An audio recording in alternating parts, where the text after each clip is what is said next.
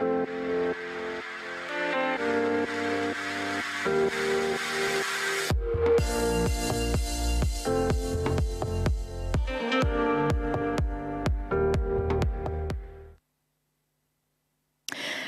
bonjour à tous. Good morning, everyone, and welcome to this session. Well, the context is still a bit unusual because we are not with the audience. Well, we are, but virtually, and we hope you will be many to join us online.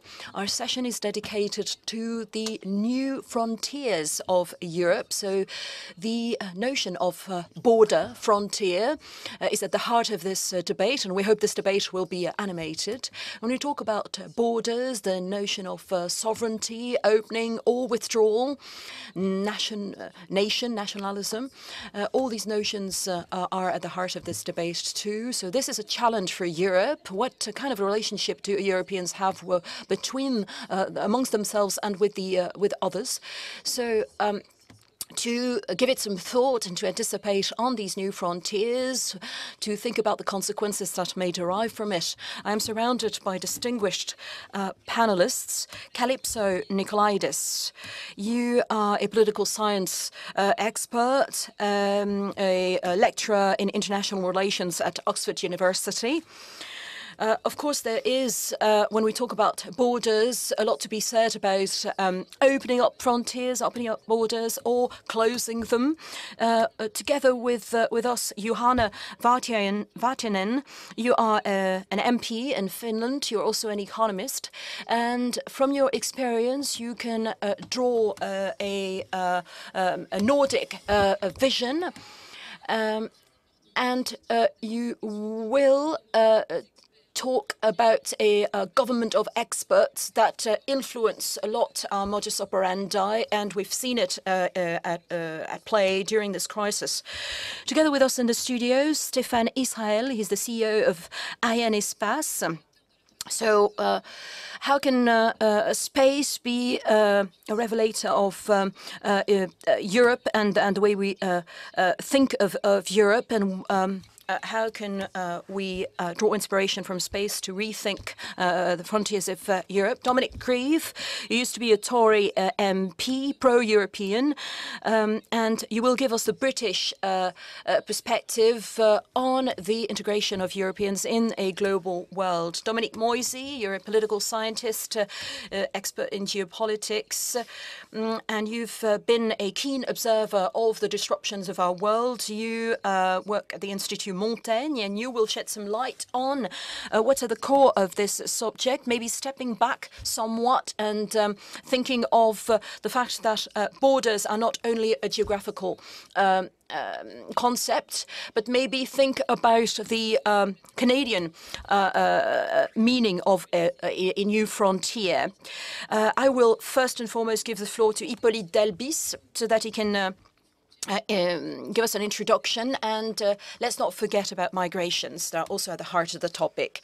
Good morning. Thank you, Sonia, for this introduction. Yes, the concept of border, of frontier, has many different meanings and many different dimensions. So by way of introduction, maybe I'll stick to the most immediate meaning, which is a barrier to human mobility. But that barrier is often a barrier at the entrance and no longer when exiting. It's the countries where you have a barrier when exiting are very rare. It's mostly a barrier at the entrance for foreigners. So I'd like to look into to what extent has the health crisis renewed our conception of borders and of frontier, and how can Europe move beyond that? What seemed pretty natural during this health crisis was to close borders, because an epidemic is transmitted from person to person. So that was seen as a way to fight the virus. So the notion of a border kept its initial and most obvious meaning, which was to restrict mobility of foreigners. So the French who were stuck in Wuhan and in other parts of the world, of course, could come back. The government was very active to try and get them back to France in good conditions. So it was our position towards foreigners that has changed during this health crisis, and not only mobility or the health crisis. And even within Europe, you know, these borders that had disappeared within the European Union have reappeared. We've had many anecdotes of border villages with a border actually crossing the middle of the village. And we've heard of people who couldn't cross the street to go to the butcher's or to go see a friend. So these borders re-emerged. You remember that rule of 100 kilometers that made it impossible for you to move as you pleased, and you had to stay within your own local area. So even before lockdown, people who were still mobile were often frowned upon with fear on the part of many people, of these people who could bring the virus with them, which hasn't happened. So the borders are slowly reopening gradually, but there is still the memory of what's happened. And I'm thinking of our attitude towards Asian people who were quite often insulted during the health crisis, or some reflexes that were a bit like Pavlovian reflexes, which was to say, well, we have to restrict migration and make it a priority to give jobs to nationals. So I think there's a real challenge for Europe, which is to rethink the notion of border, which is really a pillar of the European construction. It is its identity, its DNA, and it's also important. Mobility, it's important for Europe's prosperity. And if I can take one more minute, I think there are three main challenges for Europe in terms of border. First, towards people coming from abroad. What's happening today is that this is a national competence. It is up to a country to give a permit to any person crossing the border. So it gives you the possibility to travel, but not to settle. And it can cause problems. We've seen it in the previous crisis that we called the migration crisis in 2015. We saw that the first countries to welcome asylum seekers found themselves in a slightly uncomfortable situation because of the Geneva Convention. These countries had to review their applications, but if you give asylum to a person in your country, that person will not have the possibility to settle then in another European country. So I'm thinking of the countries that are bordering Mediterranean Sea, with a number of people crossing several European countries to apply for asylum elsewhere. So what we've learned from this crisis is that we need to get ready for the next one. Secondly, the need for labour force. There's a number of sectors in our economy that relies on foreign staff, and we are going to have to resort to seconded workers more and more for short assignments. So these seconded workers benefit from the salary of their destination country, but not of the social benefits. So and this has led to a number of abuses. And our government emphasizes this point in the way it communicates. I think we need to move further and we need to rethink our relations with third countries so as not to depend so much on those seconded workers. And one last point, there's a fairly striking phenomenon with migration. It is that migration tends to be focused on a limited number of places or countries. They often, a lot of them go to Britain, and this has been at the heart of the Brexit debate with a lot of Polish workers that had flocked to Britain. But look at France. There's a high concentration of non-European populations in Paris and the Paris region, and mirroring that, or rather, conversely, you have many areas in France with no migrants or migrant workers at all. There are actually parts of the country or countries even that cannot reach that 10% of migrant workers, even if they wished to. So what's at stake here is also a more equitable distribution of these migrant workers so that it's best, so the perception of the general public can be better. Many thanks, Hippolyte. My takeaway from what you said is that a border is not something we can take for granted. It is something that is a barrier for mobility, but it is a concept that we need to constantly reinvent or rethink. We'll give you the floor, Ms. NICOLAIDIS.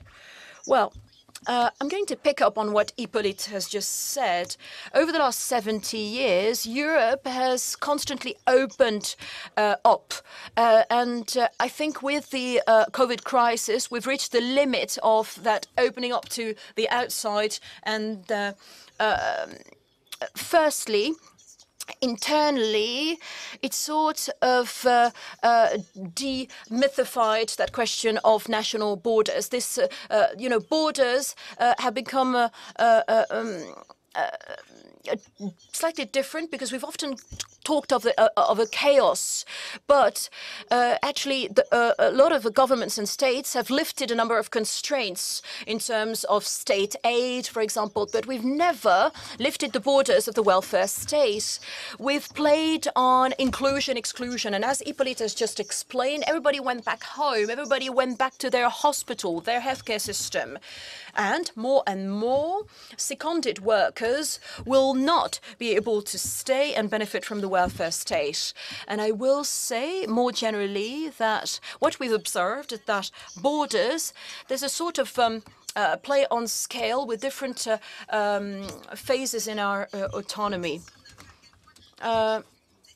And we've seen to what extent regions have mattered in their vulnerability. And Hippolyte has mentioned migration. I think we need to say something, which is that Europe has been the exception of our evolution in modern times. If we can say very generally that there's always been a sort of a war between the nomads and the more settled ones, sedentaries.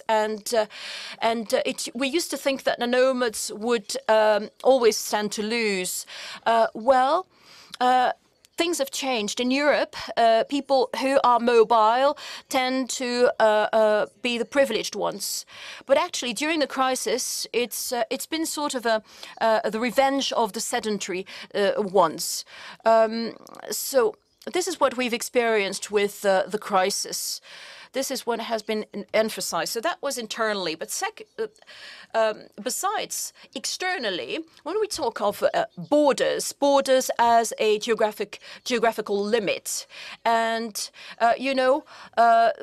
teleologically, so what's the new frontier? What's the aim at the end of the day? If Europe wants to become a sort of homogeneous whole, would need to consolidate its external borders and lift any internal borders. But we're actually faced with a certain loneliness from a geopolitical sense. We're coming back to the reality of empires. We are a normative empire, and we'll have to rethink the way we want to export stability in our in the neighboring areas. And we used for a very long time to export instability. So I think we'll have to take a differentiated approach towards the non-European foreigner. You know, there is a demographic time bomb, and we'll have to, and there's an environmental time bomb, and we'll have to manage that. And the role of cities is very different from Palermo to Barcelona. They know that they need to be open because it makes for more dynamism. So there will be a need for that differentiated approach, even though we keep our external borders. It is going to prove more complicated than that. And one last point, Sonia. Yes, there are external borders and internal borders, but there's this new frontier, which is more of a metaphorical frontier. And as you said in your introductory words, and we heard it in the previous session with Charles Michel. He talked of a sort of a European surge and wake-up call, but he talked of resilience. He said that others had done it before. Attali talked about the economics of life. So we're going to look for a long-term virtuous growth, thanks to digital technology, amongst others. And to wrap up, I would say that I think that Europe is actually shifting in terms of the way it looks at space and the way it manages time, a short time perspective and a long time perspective.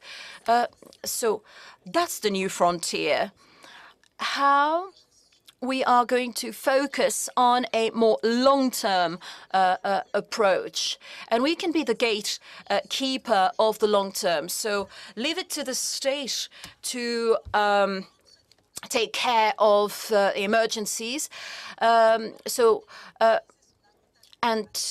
Europe is going to have a competitive edge, and it's going to try and make the most of that competitive edge to be a long-term democracy. And that's not going to be easy because there will be losers and winners, but we'll have to focus on that challenge of that frontier. Thank you very much, Kalypso, NICOLAIDIS. And I can see that what you said already is already prompting a number of questions. You're insisting on Europe, the main challenge, how can take a long-term approach, and I'm sure that will resonate with Dominic MOISI. So we talked of a certain isolation or loneliness. So European borders, do they still mean anything faced with empires such as China or Russia? So it certainly makes looking at a long-term perspective an important thing. Juhana, VARTIAINEN, you are an MP in Finland, so we're keen to hear your vision and your view. Thank you very much, Sonia, and many thanks for inviting me.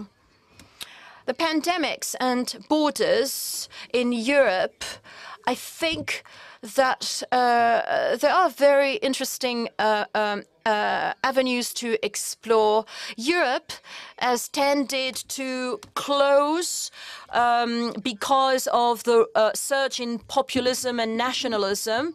But when you give it some thought, there are other trends that actually take a different direction that is more interesting. I'm thinking of two things. Firstly, it is possible that ethnicity will not matter so much anymore.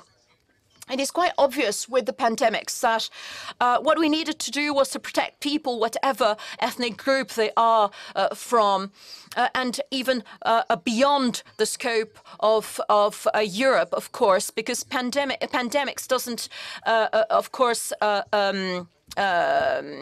hit one ethnic group, not this pandemics, rather than another. It's hit all ethnic. So a virus really doesn't care what ethnic group you're. And there's a Bulgarian sociologist, Ivan Kashov, who said that this crisis could strengthen a movement towards European federalism. And another aspect of this, which is more indirect, but that I'm faced with a lot in my capacity as an MP, this crisis tends to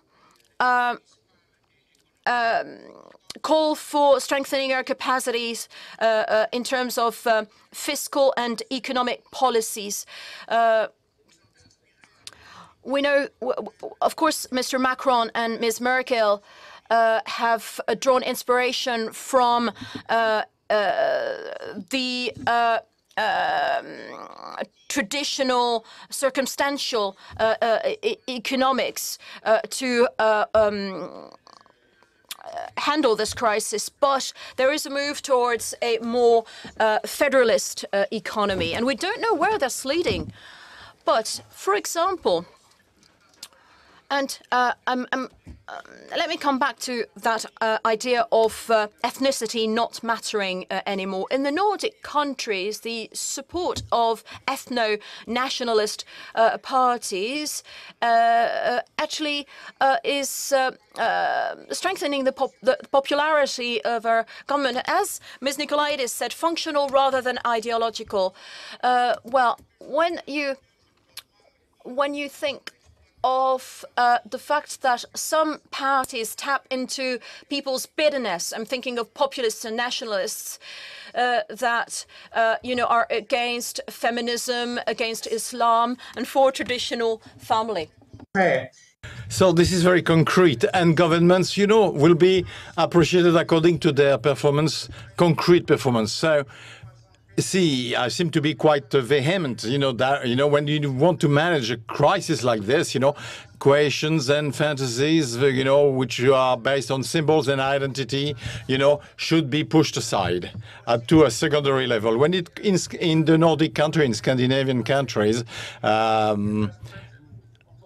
this is almost funny, we see a dreadful situation where the strongest, the most central pays, that is Sweden, is now the most affected, and countries like mine, Finland or Norway or Denmark, for example, are in several parts of their history were victims of the Swedish or the arrogance or imperialism, and now we can actually, we can now condemn Sweden to a border isolation because they failed in the containment of the epidemics.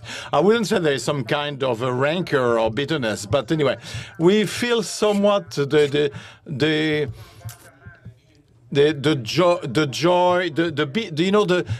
shameful joy of a child who sees bigger brother not doing so well. So looking with listening to Hippolyte, the cause of the Swedish failure would be interesting to mention in this discussion.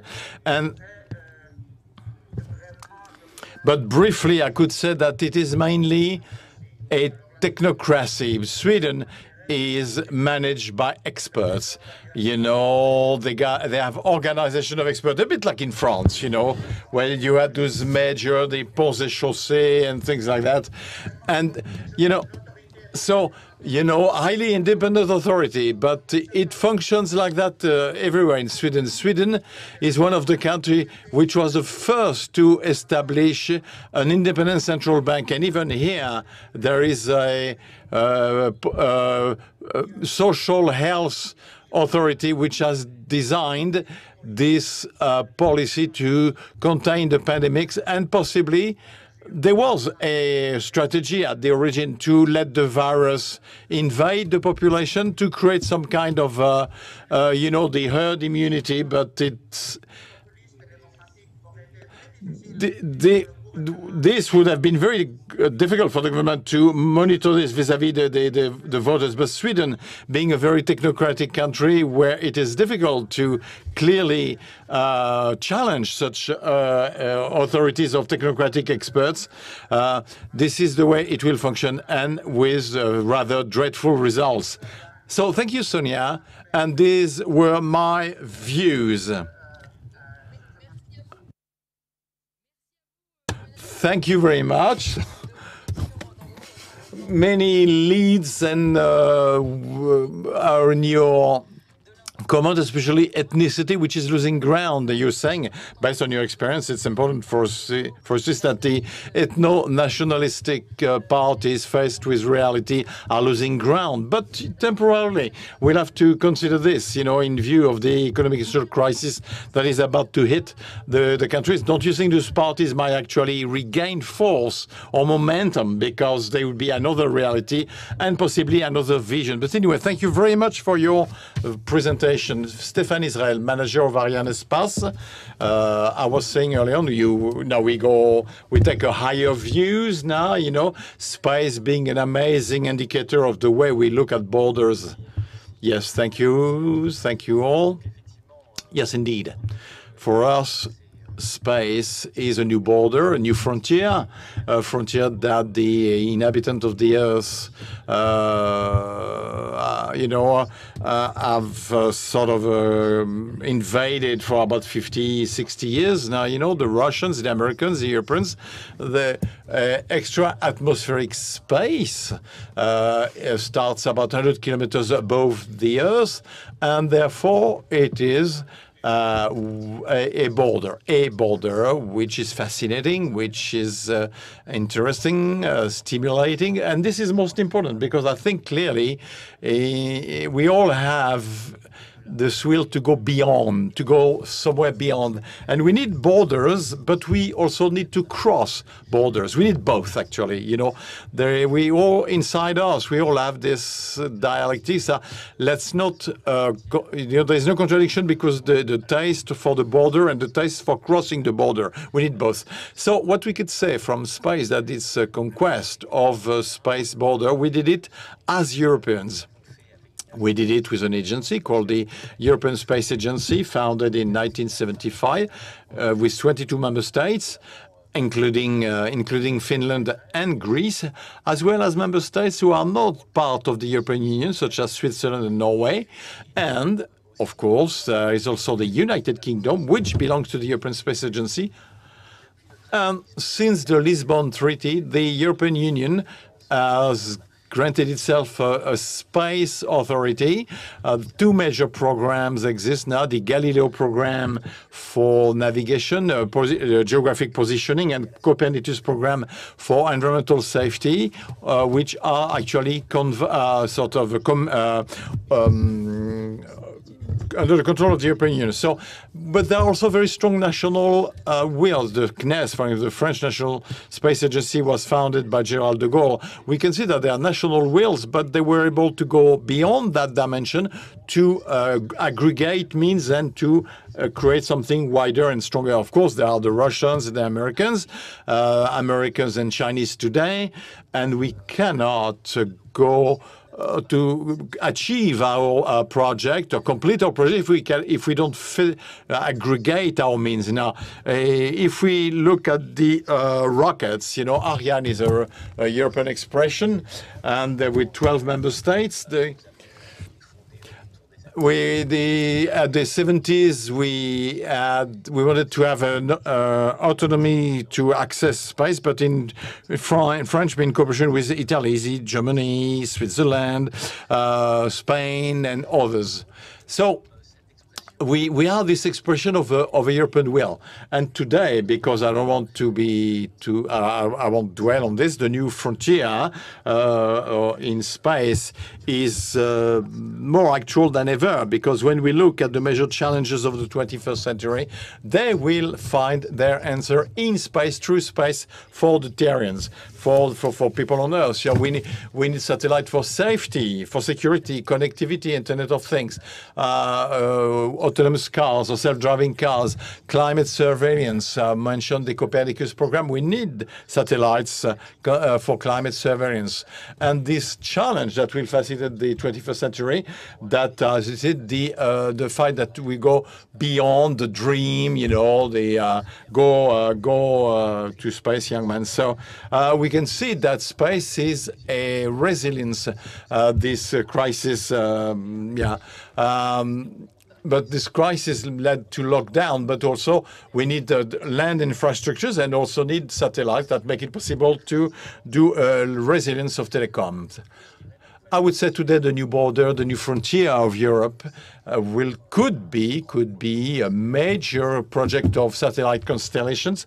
There's Galileo, which is a constellation that makes it possible for Europeans to do their geographical, the European global positioning system. So the Copernicus dedicated to the environment, that's another constellation, and more there will be thousands in low orbit, very close to the Earth, about 5 or 1,000 kilometers in altitude, and they will make it possible to fight against digital fracture or digital divide. They will do Internet of Things or connected objects.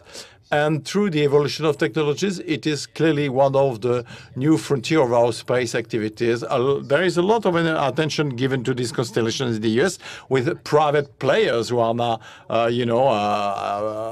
owners. The United Kingdom just invested 500 million pound in a constellation called OneWeb, and Mr. Breton, the European Commissioner for Industry and Space, said this week that he wanted Europe to have its own constellation, which could be a major public-private partnership. So this is one possible example of a way Europeans may push back or expand the space frontier by investing together in constellations.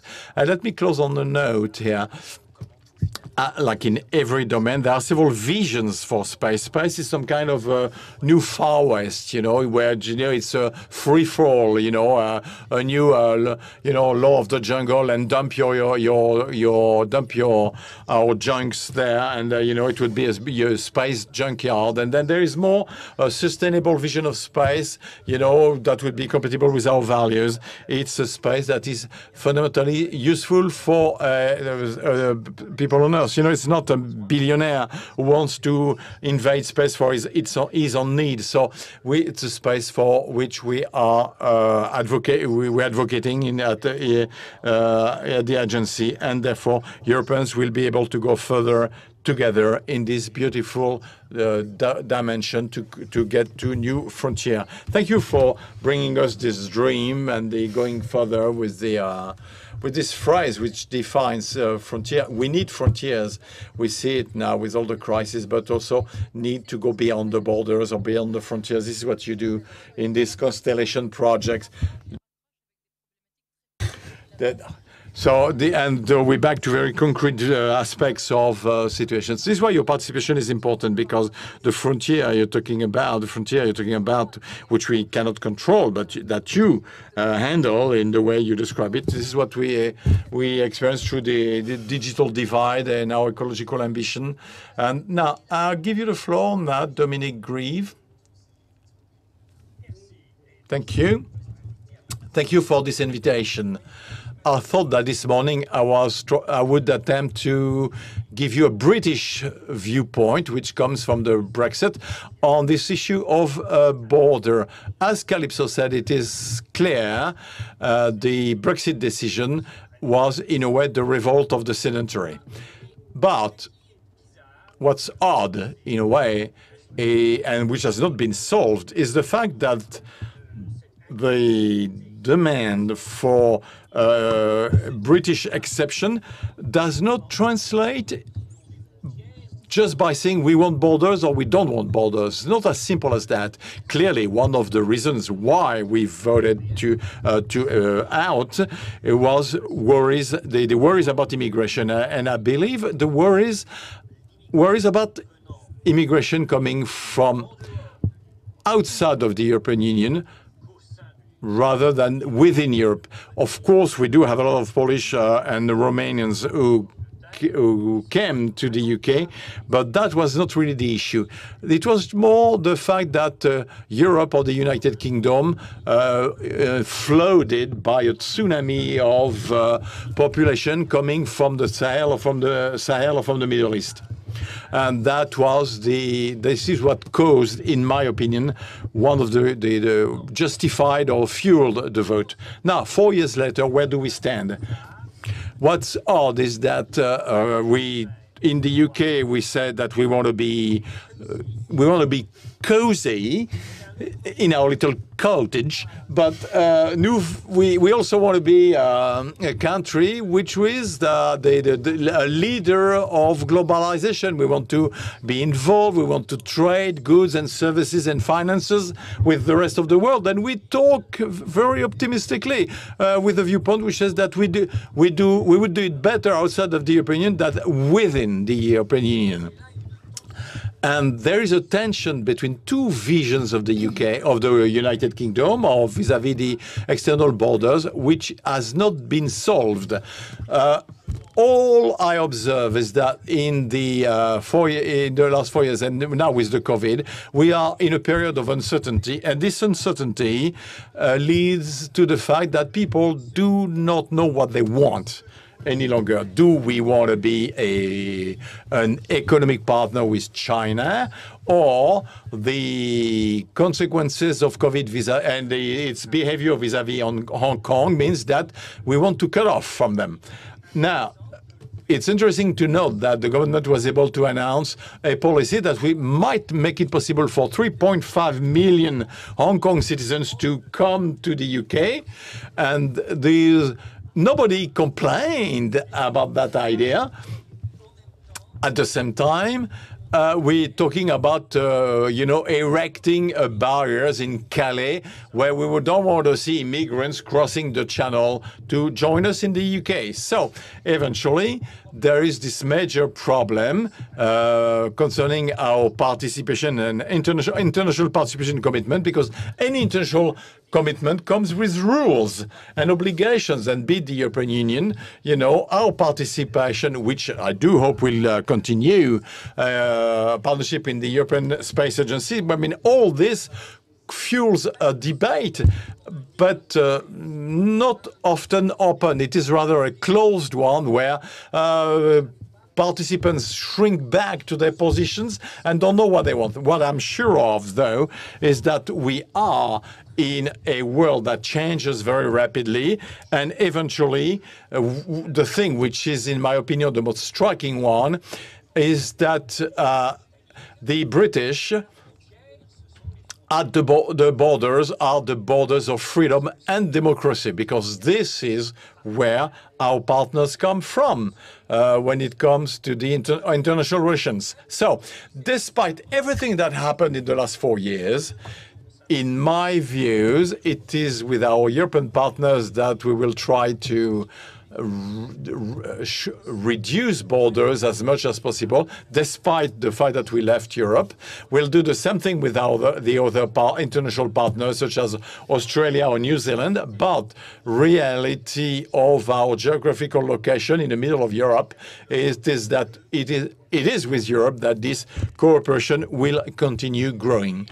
And when we think about borders in general, it seems to me that despite the Brexit, such borders with Europe are less obvious than we could think.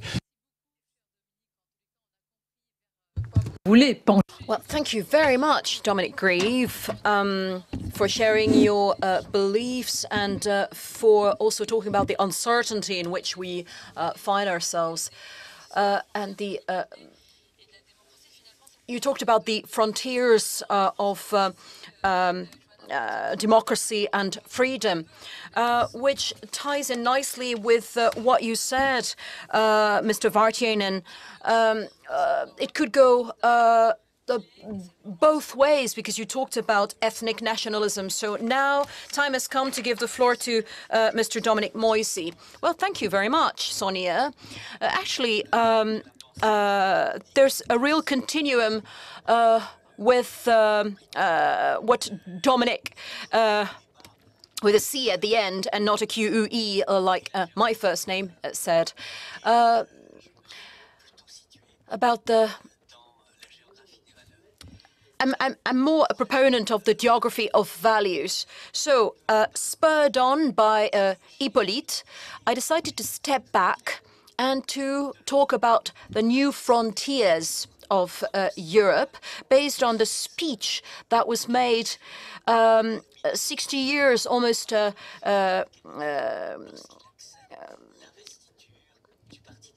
when John Fitzgerald Kennedy accepted to be the candidate for the Democratic Party.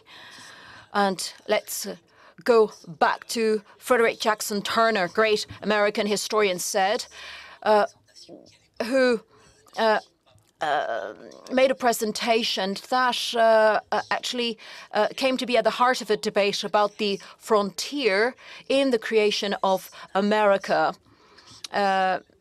in 1892. So what's going to happen now that geographical borders had reached their limit? So, and John Fitzgerald Kennedy said, we are at a turning point. America has become the leading power in the world. In space, there's a competition with Russia, with the USSR. What are our priorities? There are two, he said: eradicating poverty, alliance for progress towards Latin America and Caribbean, and space conquest. So, which ties in nicely with what Mr. ISRAÉL from Arianespace said. And that got me wondering what a European GFK would say today if he had to make that speech again. The frontiers of Europe have still not been defined. They might have reached their natural limits with Turkey, by excluding Turkey, but it is a debate that has not been settled. So I think we need to move beyond the strictly geographical dimension and put an emphasis, on the contrary, on frontiers of a different order. Since we can't seem to be able to define what our physical borders and frontiers are, let's move beyond that debate. And I have very little time, but I would like to emphasize one priority, one challenge that for me prevails on any other new frontier of Europe. After the COVID-19 crisis and after a very low turnout at our local elections in France, it seems to me that if we want to protect democratic capitalism, we need to reinvent the idea of citizenship. At the end of the day, the priority for Europe is to find a new balance between what it means to be part of a community, of a collective, and what it means to be an individual, a citizen. I think that what the crisis has demonstrated is that how important it was to be civic-minded, and regardless of what political system you were in, whether you were in a democracy or in an authoritarian regime, that civic-mindedness was very important, and that civic-mindedness is the product of a culture and of a respect for the other and for the elderly. As far as we are concerned, as Europeans, we have to draw inspiration from that civic-mindedness, and we have to reinvent a sense of a community. We have to regain a consensus,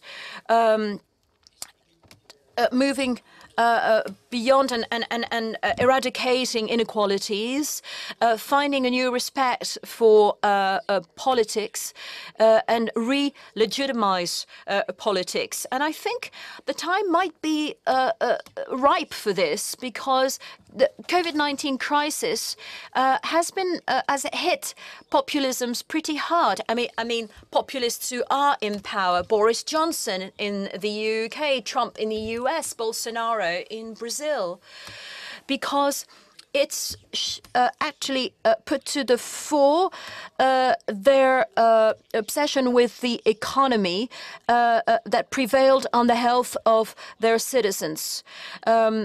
They've demonstrated, Trump and the others, that individualism prevailed against listening to charlatans and not, or to quacks, and not listening to scientists. So we have to regain our soft power, which is at the heart of a democracy. When authoritarian regimes tended to shout on the rooftops that they had won and been victorious quite prematurely, I think that a few months from now we can reasonably hope that America will have a normal, between inverted commas, president, and it might regain its soft power, at least part of it, and its taste for alliances, and its taste for multilateralism. Europe cannot be left on the side of the road. It has to lead the way. For Europe today, the equivalent of putting humans in space is to make it so that it can put humans back on the Earth in harmony with their environment. So rather than conquering new planets because the Earth is no longer fit to live in, let's learn again how we can live on the Earth, and it goes through a new balance. So I started off with JFK. I'll wrap up with FDR, with the New Deal speech. That seems to me one of the essential frontiers for Europe today. Thank you very much. Many thanks, Dominique. Well, this is a full-fledged European project, a civilizational project that is outlined here, reinventing what citizenship means, and maybe a solution to give back some legitimacy to politics. So I hope politicians are listening. So thank you very much for being concise. We have 10 minutes to have a debate, and I've received a number of interesting questions, so maybe we can echo them. Kalypso, Nicolaïdis, vous pouvez répondre parce que vous... There is one, Kalypso, this one for you. I think you talk about a functional rather than ideological border, and your various arguments, those points are emerging around, and I see questions around this. Now, did the notion of border lost its ideological meaning, and is it perceived today only as a functional item? Reality is always more complicated than we can say about it. I think all our listeners know that. In fact, I was a bit brief in my presentation talking about de-dramatization, but I do believe that what we are witnessing is that in order to react to what Dominique MOISI just said, we are reinventing democracy, civic democracy, because everybody can see that another future is at hand. As Castoriadis used to say, society could self-institutionalize itself. Well, you know, the reproduction rate, you know, we have to, auto-production rate, we have to do the appropriation. We interiorize the behavior. And this is why we understand that those autonomous circles could be optimal at different levels. It doesn't matter. As a passionate pro-European, we may say that sometimes it belongs to the national dimension, but well, back to the question you asked me earlier about China and the US. Well, we have to de-dramatize Europe when you talk about the nationalists. Stéphane ISRAÉL said it. We need a European strategic autonomy when it comes to, for example, the constellations. But, it is here to demultiply or multiply the wills of states. So we're here to master time. And I would say this long-term conquest is democracy and politics that will serve it. This is where we'll win over China, because China, at the center, well, they function on a long time process, and our citizens, citizens don't care about the this notion of collective long-term vision. This will be the comparative advantage of Europe, is to say, okay, time is a European functionality. We need Europe, and when we have to master long-term and do political appropriation. That's the paradoxical aspect, because at the strategic level, the only country that think long-term is China, and big countries that think short-term is Western world, the Western countries. So how can we get this notion of long-term when we see the way China defines the strategies, and when you see Trump's tweets, we do face an issue. So, Stéphane ISRAÉL, yes, indeed, I think what you've just said about long-term is essential, and there is a link between space and time, because our projects are the expression of long-term investment. You cannot reach space if there is no continuity in investment beyond the political changes and the make sure that several countries will get together to ensure the reliability of such investment, and the political world has to enter this long-term vision and don't have to yield to the short-term electoral terms or mandates. But at the time when Kennedy calls upon a new border or a new frontier for social cohesion, actually he projected the Americans to the moon. He he launched them to the moon. So there is no opposition between technological achievements and social achievements. Both are necessary to hold a society together. You need one form of cohesion and one form of expression, of outreach. So for us who are, we love space, there is no planet B. It is our own planet that we have to take care of. And where the astronauts are in the space station, they look at the Earth all day long. And this is what fascinates them. And this is why we need to make it even better thanks to the services we can provide. And to conclude, I'm convinced that we will pull out of the COVID-19 crisis with a reinforced opening will. We've been locked down for 3 months. We did it at a global level, and I'm absolutely convinced that the pulling out of this crisis would be a new form of opening, because we'll see how much we need to see one another and to exchange. Vous soumettre, Madame Well, that's the question I was going to ask next. Maybe to you, Mr. VARTIAINEN. A listener said, what kind of moral leadership can we envisage in Europe in the future? So you talked about ethnic nationalism that is losing ground, moving towards a European federalism.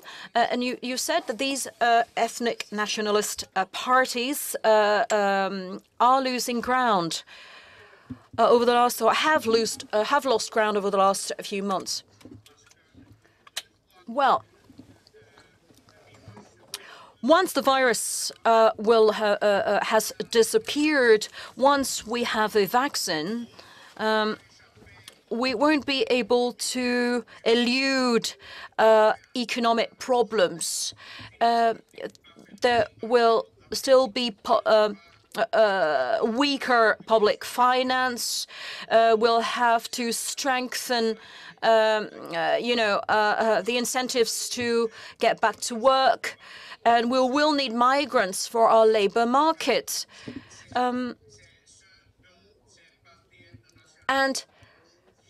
that's what fuels those ethnic nationalist parties. So we have to seize the moment. Dominic MOISI talked about giving back some legitimacy to citizenship and to politics. Well, this is what the COVID-19 crisis might make possible for us. It gives us that opportunity, but in the long run, it is democracy that will matter and will have to be defended. Because when Mr. MOISI says in Europe we are thinking short term, and in China they're thinking, in Europe and in the US we're thinking short term, and in China they're thinking long term. So you share that opinion, Dominic MOISI? Yes, it is a real problem. Xi Jinping does not wonder what he should do to be re-elected. He doesn't have to worry about that. And Trump, if you push it a bit far, does not have any politics. But democracies are at a disadvantage here structurally, which at the same time is a major advantage, of course. But Dominic GRIEVE, I see a lot of reactions about Trump and Boris Johnson. It is the return of what they've advocated throughout their campaign: sovereignty, isolation, production at home, America first, and that's also true for Great Britain. Is it not a way to legitimize what they've always advocated for? Partly, yes, as far as Trump is concerned. As far as Boris Johnson is concerned, it might be a bit simplistic to say that he's a populist same as Trump. I think Johnson is a lot more aware that the UK depends on external links than Trump is. Of course, it has to do with the size of our countries. But I was really interested in what was said about China thinking long term. Yes, that is true. China thinks long term. And takes a long-term approach, except for the absolute authority that the Communist Party has over its people. So, despite, regardless of the opinions and views of Boris Johnson or what's happening in France, there is democracy in France, and in the UK there is a constant debate with the general public, with the population, on the future of our country. Of course, it makes for something that's more chaotic, but at the end of the day, the result, the outcome is a lot better for the economic development of mankind than the Chinese system. And I think a Chinese system will be in a lot of difficulty if they want to keep increasing their GDP and if they want to keep the momentum of their economic development. Our system is a lot more open, and we've seen it with COVID-19. We've proven that we had the capacity to transform, to reinvent ourselves, and that's a huge advantage. Even Boris Johnson, even in his weird way, belongs to this world a lot more than to the other. Hippolyte, well, I'll give you the heavy task of summing up what's been said. Well, first, I'd like to thank our panelists as well as yourself for these very interesting views. We realize that this health crisis is, of course, a painful, difficult moment for population, but at the same time, it's a time where so many ideas appear, and it's very there's a wealth of ideas, even though these the times we are living are very difficult. And Michel Foucault talked of biopower. You know, looking at the immense progress in terms of hygiene in the 19th century, he said states have changed. They changed. They changed paradigm. They stopped wanted to administer their borders, but they moved towards managing and administering their population. So we are currently experiencing this biopower where our freedom has been curtailed for our own good. But borders and frontiers are meant to be stretched, and there are limits that we should push. How can we push these limits? Well, by taking a more long-term approach. And what Mr. Vartiainen said is that there is, to a certain degree, a failure on the part of technocracy. We're moving towards a more human, more generous Europe. Dominic MOISI said also that we would move towards a Europe where the citizen is more at the heart of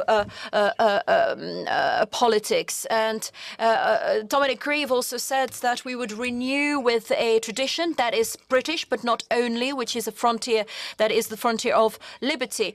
And I would wrap up with another frontier, which is the dream frontier, the frontier of dreams, with Mr. Israel. Well, many thanks for all of you who spoke French, even though it's not their mother tongue. Many thanks for the quality of this debate. And of course, one major takeaway is the need to reinvent ourselves. And it was a great pleasure for me to talk with you, and all the more so for those whom I didn't know.